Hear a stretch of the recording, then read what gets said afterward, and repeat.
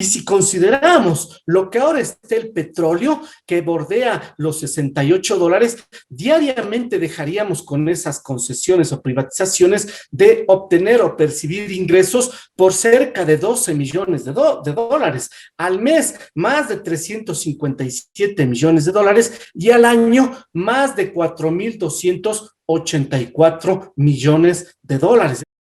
El Frente de Defensa Petrolero Ecuatoriano, en base a la Carta Magna, sostiene que privatizar los sectores estratégicos del Estado es despojar de su capital o renta a toda la sociedad, no importan las formas que se decidan: monetización, concesión, liberalización, liquidación, delegación a la iniciativa privada, entre otros. Siempre será un proceso de privatización. Yo voy a partir mencionando que la política petrolera del Ecuador, por supuesto que tiene que ser ética, pero ¿qué implica ético? Que no se privatice. No privatización es ético, a diferencia de lo que el gobierno actual propende. Y para que sea ético y no se privatice, obviamente la política petrolera tiene que considerar 4 grandes ámbitos para mí. El primer ámbito es la cuestión de la renta.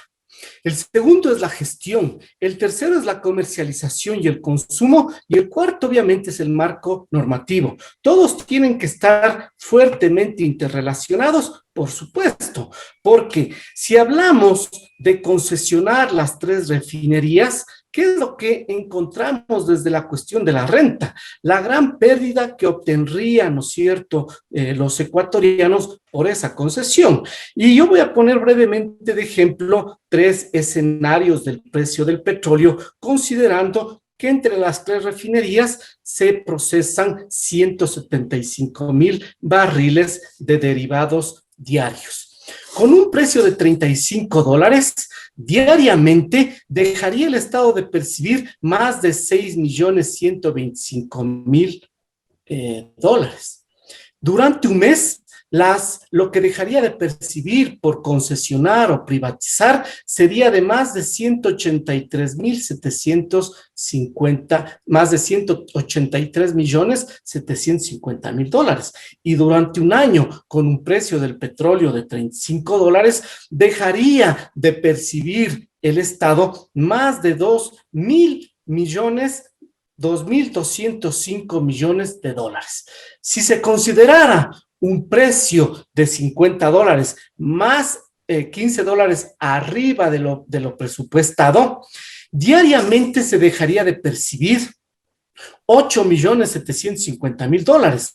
Cada mes 262.500.000 dólares y al año más de 3.150 millones de dólares. Y si consideramos lo que ahora está el petróleo, que bordea los $68, diariamente dejaríamos con esas concesiones o privatizaciones de obtener o percibir ingresos por cerca de 12 millones de dólares. Al mes, más de 357 millones de dólares y al año, más de 4.284 millones de dólares. Es decir, la renta se vería afectada.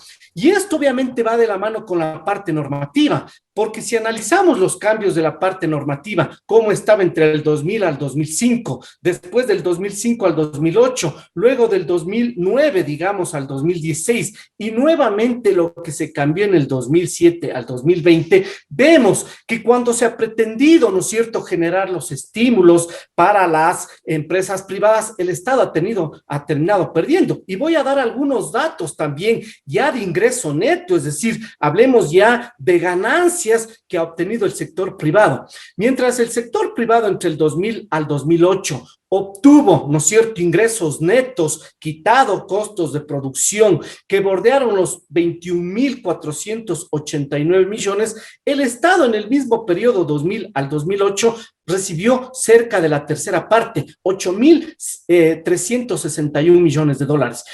Pero cuando se hace ya los cambios a partir del 2005 y luego una mejora a partir del 2009, las ganancias, digamos, el ingreso neto que obtienen los privados se reduce a 4.843 millones, mientras que los ingresos netos del Estado se incrementan a cerca de 20.000 millones de dólares, 19.375 millones de dólares. ¿Qué vuelve a pasar entre el 2017 al 2020? Exactamente lo que sucedió entre el 2000 al 2005. Se empiezan nuevamente a reducir los ingresos netos para el Estado y se amplían, ¿no es cierto?, los ingresos netos para el sector privado. Aquí, obviamente, la importancia de que ético es no privatizar, porque de lo contrario, si se privatiza, toda la renta del Estado se va a trasladar hacia el sector privado.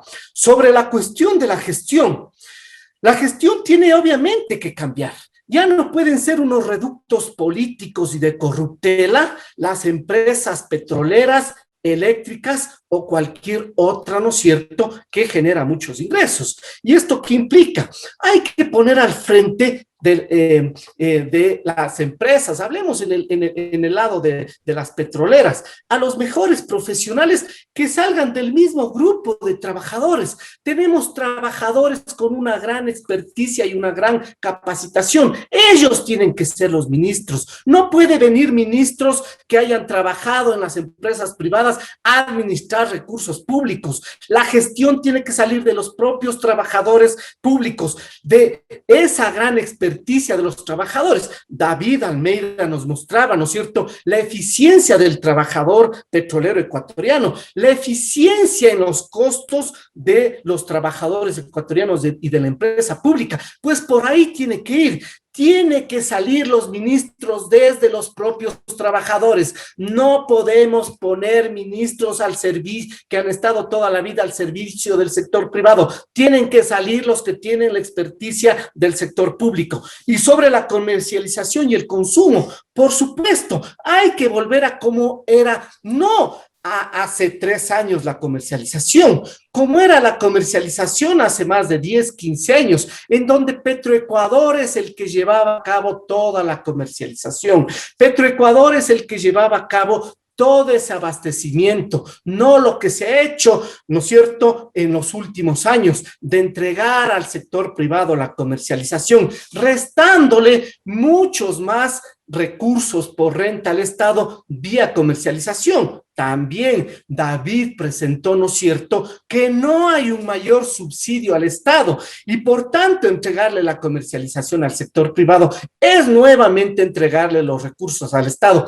Eso es lo que tenemos que evitar. Y obviamente el consumo, por supuesto, totalmente de acuerdo con lo que Carlos Julio mencionaba, hay que cambiar las modalidades de consumo para llegar, ¿no es cierto?, a un mayor consumo sostenidos a partir del sector eléctrico y que todos esos productos derivados del petróleo, por supuesto, se lo amplifique. Entonces, la gestión, la comercialización y el consumo tienen que ir de la mano. ¿Qué implica? Hay que ampliar, pues, las refinerías, no hay que concesionarlas. Parte de la gestión es ampliar para que no procesemos solo 175.000 barriles de derivados, sino los 550.000 barriles diarios. Y ya para terminar, mi querido Jorge, la parte del marco teórico. Esto implica, considerando estas aristas, estos elementos, que obviamente el marco normativo tiene que reconfigurarse. Le tenemos aquí a un compañero, Lenin Lara, asambleísta. Esperamos que todo esto que se va proponiendo aquí se traslade a la parte normativa, primero derogando todos esos decretos violatorios y anticonstitucionales, todas esas normativas, ¿no es cierto?, anticonstitucionales y a beneficio del capital petrolero extranjero, en desmedro de los ecuatorianos y, por supuesto, desde la Asamblea se tendría que derogar muchas de estas leyes que han ido en beneficio del capital extranjero de las transnacionales en desmedro de los ecuatorianos. Muchas gracias, compañeros.